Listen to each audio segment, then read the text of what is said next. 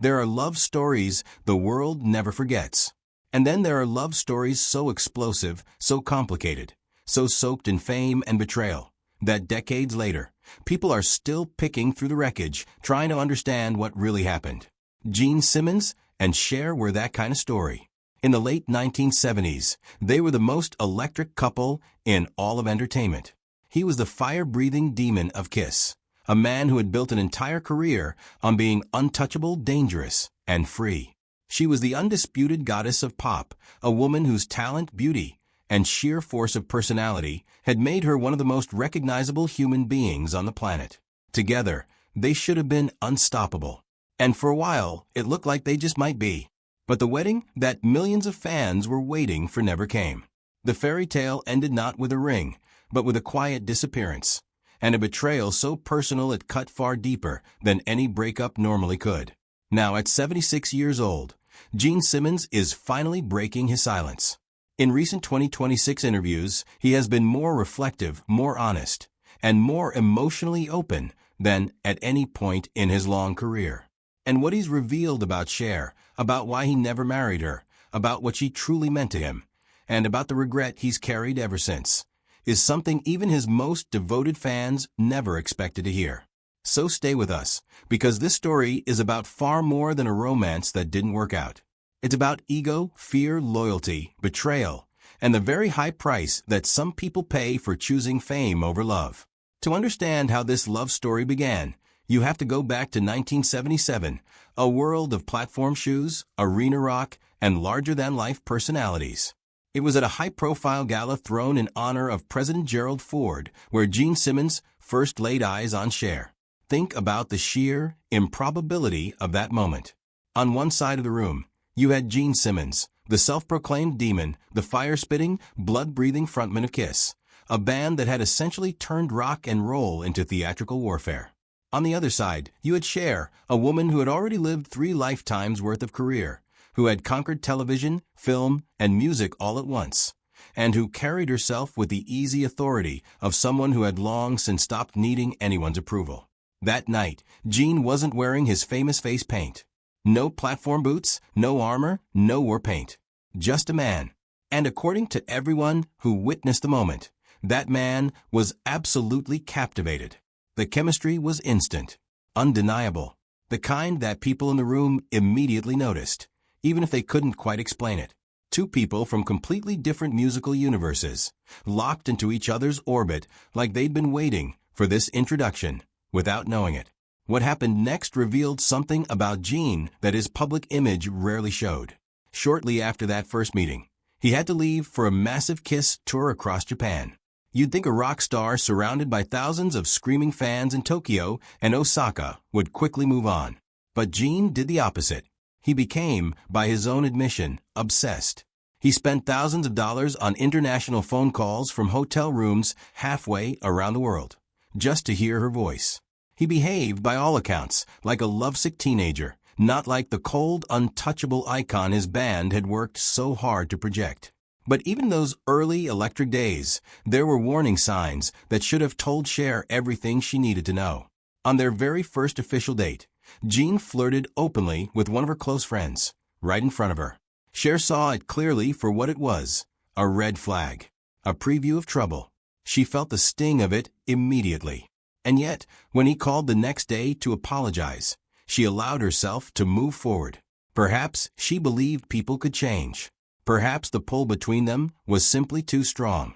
Whatever the reason, they became inseparable. Gene went to remarkable lengths to protect their privacy. He wore elaborate disguises just to take her out for a normal dinner. Hats, glasses, sometimes even prosthetic makeup to avoid recognition from the Kiss Army. He wanted to be a regular man when he was with her.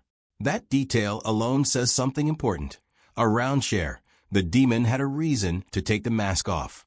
By 1979, the relationship had deepened into something that even Gene couldn't deny publicly.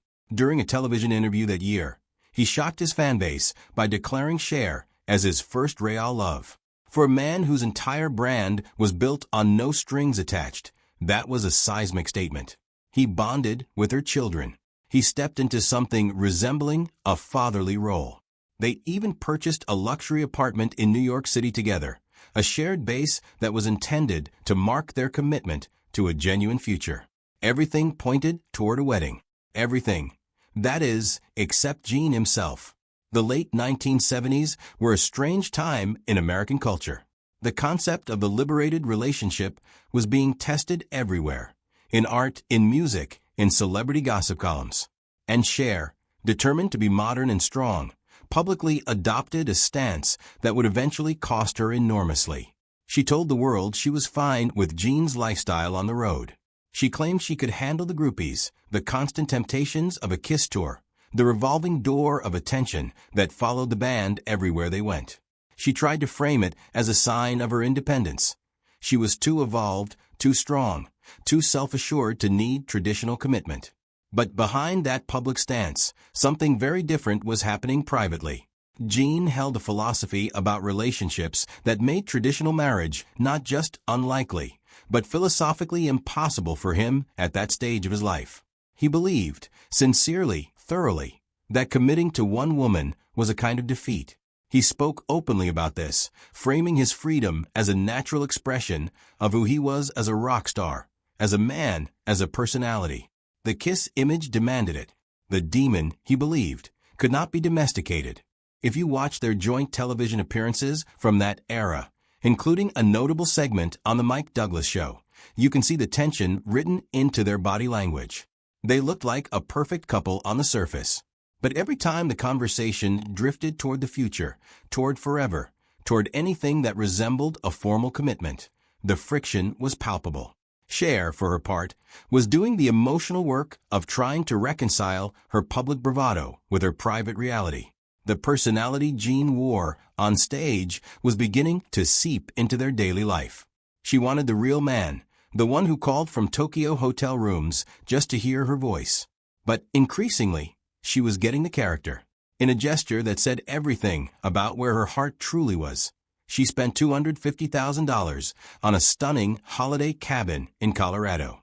This was not a casual purchase. This was Cher saying, "I want to build something permanent with you. I want a life. I want a home." She hoped that the beauty of the gesture, a sanctuary, a retreat, something real, might be enough to ground him. It wasn't. Gene had what can only be described as his hotel theory of relationships. He believed a partnership was like a hotel stay. You appreciate the room. You enjoy the service. But when it's time to check out, you leave.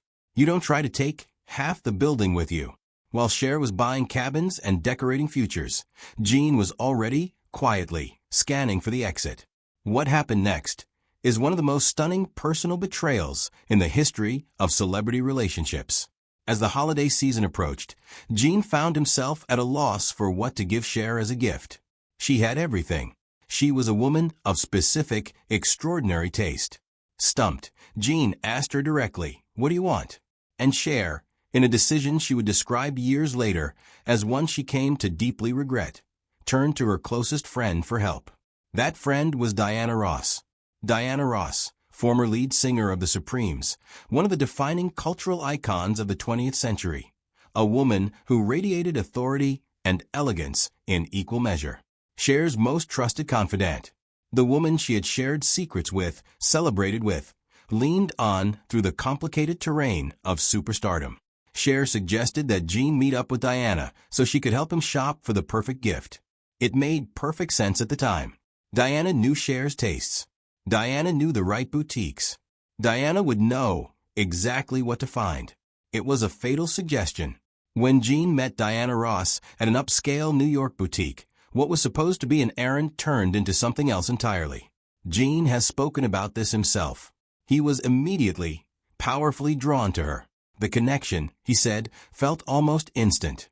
There was something about her, her command, her regal authority, the way she occupied a room, that was completely different from Cher's artistic warmth. Where Cher was fluid and creative, Diana was structured and commanding. Gene found it irresistible. What began as a shopping trip became secret meetings. Secret meetings became something more. And before long, Gene had effectively abandoned the apartment he shared with Cher, the same apartment they had purchased together as a symbol of their commitment, and was spending his nights across town at Diana's place. He was living a double life. While Cher waited at home, trusting both her partner and her best friend, the two people she relied on most in the world were beginning a relationship with each other. The way Cher eventually discovered the truth made it even more painful. There was no dramatic confession, no apology, no confrontation. She simply began to notice the cold, accumulating evidence. Gene stopped coming home. He avoided their shared spaces. He became a ghost. She pieced it together herself, alone, in the silence of an apartment that was supposed to represent their future. When the full picture became clear, the damage was double. She had not only lost a partner, she had lost her best friend. The rift between Cher and Diana Ross became permanent, or at least lasted for many, many years. Two of the most powerful women in music, who had been each other's fiercest allies, stopped speaking entirely. That loss, Cher has said, cut far deeper than any romantic heartbreak. Gene, looking back from his position at 76, does not try to escape the weight of what he did. He has described that period with an honesty that is, frankly, surprising. He acknowledges that he rationalized his behavior as a product of the era, the freewheeling, non-monogamous spirit of late 70s rock culture. But he also admits that rationalization doesn't soften what it actually felt like for Cher. He traded a deep, meaningful connection, something rare and real, for a temporary spark. And that trade, he now understands, came at an enormous cost. The Diana Ross affair was the breaking point of the relationship with Cher. But it wasn't the root cause of why Gene Simmons was fundamentally incapable of marriage during those years. To understand that, you have to go deeper into the psychology of a man who built an empire on a very specific, very carefully maintained image. Gene was terrified that becoming a husband would destroy the demon. He had spent years constructing one of rock music's most iconic personas, a dark, fire-breathing predator who answered to no one and owed nothing. His male fan base idolized him precisely because of that image. They saw in Gene Simmons a symbol of ultimate freedom, the fantasy of a man who could have it all without ever being bound by anything. A wedding ring, to Gene's thinking, would shatter that mythology. It would make him look ordinary, domesticated, weak. This wasn't vanity, or at least it wasn't only vanity. It was a business calculation. Gene understood that the Kiss brand and the demon persona were intertwined, and he was not willing to risk one for the sake of the other, no matter who was asking. Beyond the brand, there was another layer of fear, money. Long before prenuptial agreements became standard celebrity practice, Gene was deeply paranoid about financial exposure. He viewed marriage as a legal mechanism through which someone could claim half of everything he had built. He spent years studying cohabitation laws with the focus of someone preparing for a legal battle they intended never to lose. No one was getting his fortune without his explicit permission. And beneath even that, there was something more personal. Gene has spoken in 2026 interviews about what he calls his alpha male complex, a set of deeply held beliefs about male behavior and commitment that are rooted, in part, in his childhood. His mother, Flora, was a Holocaust survivor. Growing up in the shadow of that trauma, Gene absorbed a worldview in which safety was never guaranteed, in which the only protection was absolute control over your own circumstances. Emotional vulnerability felt, to him, like an open invitation for disaster. Staying single was staying safe. Marriage was surrender. This is what Cher was really up against. Not just a man who didn't want to get married. A man for whom marriage represented, on some fundamental psychological level, the loss of everything he had fought to build and protect. And here's the cruel irony. Cher was his equal in every meaningful way. She had her own fame, her own money, her own formidable will. She was not someone who needed Gene. She was someone who chose him. That equality, which should have been the foundation of an extraordinary partnership, was actually the thing that made it impossible. Gene had to be dominant. With Cher, there was no dominant partner. There were only two immovable forces, and eventually something had to give. In 1983, Gene Simmons met Shannon Tweed at the Playboy Mansion. Shannon was, by any measure, a star in her own right, Playmate of the Year, a successful actress, brilliant and composed and beautiful. She entered Gene's world at perhaps his most reckless and self-destructive peak. And yet, somehow, she stayed. For 28 years, she stayed, without a ring, without a formal commitment, without any of the traditional guarantees that most people would have demanded. That is an almost incomprehensible level of patience. And it is the key to understanding everything about why Gene eventually married Shannon in 2011, when he had failed to marry Cher decades earlier. Shannon understood something about Gene that no one else had been willing to fully accept. He needed to reach the conclusion himself. Pressure would not work. Ultimatums would not work. If you forced his hand, he would walk away. But if you gave him time, space, consistency, and a stable home, if you became so woven into the fabric of his life that he genuinely could not imagine the world without you, eventually, even Gene Simmons would come around. So Shannon did something extraordinary. She played the long game. She raised their children, Nick and Sophie, without forcing the issue of a ring. She gave him a domestic sanctuary that existed entirely outside the chaos of the kiss machine. She allowed him to maintain his public image as a bachelor rock god while quietly becoming the absolute center of his private world. Cher, by contrast, could never have done this, and not because she lacked strength or intelligence. Quite the opposite. Cher was too clear-eyed about her own worth to accept a secondary role. She had a now or never relationship with commitment. She was not going to wait 3 decades for a man to decide he was ready to grow up. She was a global icon with a world of her own, and she had the self-respect to demand that the man in her life show up fully or not at all. In another era, with a different man, that stance would have been exactly right. With Gene Simmons in the late 1970s, it simply wasn't possible. By the time Gene finally proposed to Shannon, he was 62 years old. The hunger for fame that had consumed his 30s and 40s had quieted. The obsession with the Kiss brand, while never fully gone, had softened enough to let something else in. He looked at Shannon, at 28 years of loyalty, of steadiness, of unconditional presence through every scandal and every excess, and he finally understood what he had been risking by refusing to commit. He had nearly let the best thing in his life slip away because he was too busy protecting an image. Now in 2026, Gene Simmons is in a reflective place he has never publicly occupied before. He has described Cher, in recent conversations, as an untainted soul. Coming from a man who has spent over 50 years navigating one of the most brutal industries on earth, that is not a small thing to say. It suggests that Cher occupied a place in his heart that his stage persona never quite reached, a protected space, untouched by the demon's armor. He speaks about her the way you speak about the one that got away. Not with bitterness or regret exactly, but with the quiet, heavy weight of understanding that arrives too late. He knows now that what he had with her was rare, authentic, irreplaceable, and he chose his career and his character over it. The Diana Ross situation, which he once might have privately framed as a bold rock star move, he now views for what it was, a serious lapse in judgment. He didn't just lose a relationship. He caused real pain to a woman who had been nothing but honest with him. He destroyed a friendship that had meant the world to Cher. He took something genuine and traded it for something temporary.